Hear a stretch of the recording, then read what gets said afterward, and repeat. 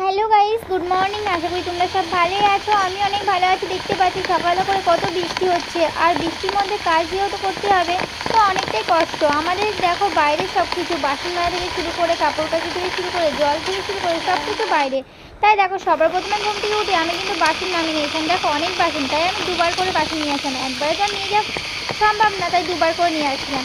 আর দেখতে পাচ্ছি কত জল জমে গেছে, আর বৃষ্টি কিন্তু পড়েই যাচ্ছে। কী করবো, বৃষ্টির মধ্যেই কাজ করে নিয়েছিলাম। আর কাজ না করলে অনেকটাই লেট হয়ে যাবে। তোমরা জানো বৃষ্টি আর কমছেই না, সারাদিন ধরে বৃষ্টি আর বৃষ্টি আর বৃষ্টি পড়ছে, তবুও আমি বাসন মেজে নিয়েছিলাম। সব কিছু ভালো লাগে, বৃষ্টি হলে আর ভালো লাগে না। ফ্রেন্ড কী করবে তোমার সাথে, তবু কষ্টের মধ্যে রয়েছি, অনেকটাই কষ্ট।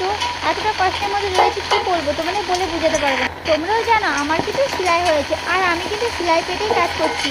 আর বৃষ্টি ভিজলে কিন্তু ঠান্ডাও লাগে। কী করবো বলো, বৃষ্টি ভিজে ভিজে কাজ করতে হবে, তবুও কষ্ট করে তো করতে হবে।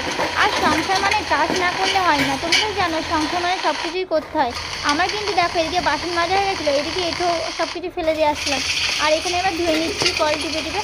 আর আমার জানো তো ডান সাইডে কল টিপে টিপে আমার ডান সাইডটা প্রচণ্ড পরিমাণে ব্যথা। কী করবো ফ্রেন্ড, আমি বাঁ সাইডে আমার সেলাই হয়েছে বলে আমি ডান সাইডে কাজ করে আমার ডান সাইডে প্রচণ্ড পরিমাণে ব্যথা। আর ডান সাইড যেন মনে হচ্ছে এতটা ব্যথা, কী বলবো তোমার একটু শেয়ার করছি।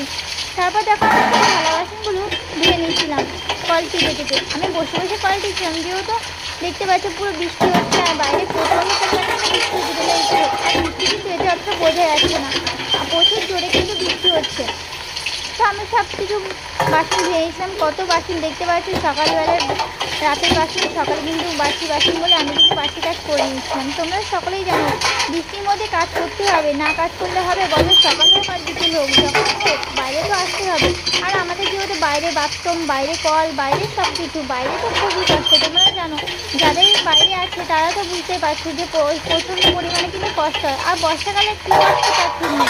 এখন তো বর্ষাকাল মনে হয় পড়ে গেছে, আমার তো মনে হয় তো বর্ষাকাল, কেন একভাবে বৃষ্টি আর বৃষ্টি, বৃষ্টি আর ভালো লাগছে না যেন, কিছুই যেন বৃষ্টি আর ভালো লাগে না। আর ফ্রেন্ড তোমরা যারা এখনও পর্যন্ত আমার ভিডিও দেখছো না, প্লিজ ভিডিও দেখো। আমার লাইভ ভিডিওটা খুলছে না, আমার লাইভ ভিডিও তোমরা যারা দেখতে চাও প্লিজ কমেন্ট করো। আমার লাইভ ভিডিওটা খুলছে না, আমি চাই আমার লাইভ ভিডিও খুলে যাবে। দেখো আমার কিন্তু বাসন মাজা হয়ে গেছিলো, এবার আমি বাসনগুলো রেখে এসেছিলাম, এসে আমি কলপাটটাকে ভালো করে ধুয়ে দিয়েছিলাম। আর যেহেতু বাসন মাজলাম তার জন্য কলপাটটাকে ধুয়ে দিয়েছিলাম। এখানে এঁঠো না থাকে, এমনি কিন্তু এঁঠো থাকে না, আমি সব এঁঠো সব কিছু কিন্তু আগে ফেলে দিয়ে আসি যাতে একটা এঁঠো না যায়। দেখো আর এখানে ভালো করে কলপাট ধোয়া হয়ে গেছিলো। কলপাট ধোয়া হওয়ার পর আমি কিন্তু এবার জামা কাপড়গুলো কেটে নিচ্ছিলাম। এখানে যা জামা কাপড় ছিল কলপারে, তো এখানে জামা কাপড়গুলো কেটে নিচ্ছিলাম। আর দেখতে পাচ্ছি বৃষ্টি হচ্ছে, বৃষ্টিতে কিন্তু আমি পুরোই ভিজে গেছি। আর দেখতে পাচ্ছি বৃষ্টি আর ভালো লাগে না, আমার জামা কাপড় কাচা হয়ে গেছিলো। এবার আমি দিয়েছিলাম ঝাড়ু, যেহেতু তোমরা জানো সকালে ঝাড়ু মারতে হবে, বৃষ্টি হোক আর যাই হোক ঝাড়ু তো মারতে হবে। উঠুন তো আমি উঠুন ঝাড়ু নিয়েছি, আর উঠুন ঝাড়ু মারা হয়েছে। আর বৃষ্টিটা কমছে না, আর বৃষ্টিটা না আরও জোরে বৃষ্টি আসছে। কী বলবো তোমাদের, প্রচণ্ড পরিমাণে বৃষ্টি আর বৃষ্টি, বৃষ্টি আর ভালো লাগে। তারপর দেখো আমি পুরো ভিজে গেছি।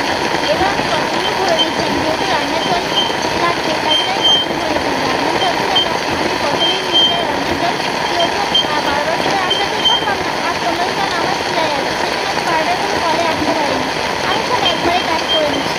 দেখো বৃষ্টি ভিজে হলেও আমি ভিজে ভিজে কাজ করে নিচ্ছি, এটা কিন্তু আমার বেশিরভাগই অভ্যাস ভিজে ভিজে কাজ করা।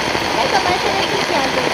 বৃষ্টিটা আমাদের খুবই কষ্ট, অনেকটাই কষ্ট, কী বলবো, বড় বড়ই কিছু তবু কষ্ট করতে হচ্ছে। এতটা কপালে যেন শীত নেই, কী বলবো তোমাদের, কপালে কবে শীত আসবে এটাই ভাবি। সবসময় ভাবার ভগবান কবে কপালে শীত দিবে, এত কষ্ট আর যেন চলছে না, কষ্টের মতো রয়েছে আমরা, কী বলবো। তারপর দেখো আমি এখানে নিয়েছিলাম ঘরমুখের জল, আর নিয়ে নিয়েছিলাম এখানে বোতল ভরে নিয়েছিলাম, দুটোই একসাথে ধোয়াচ্ছি।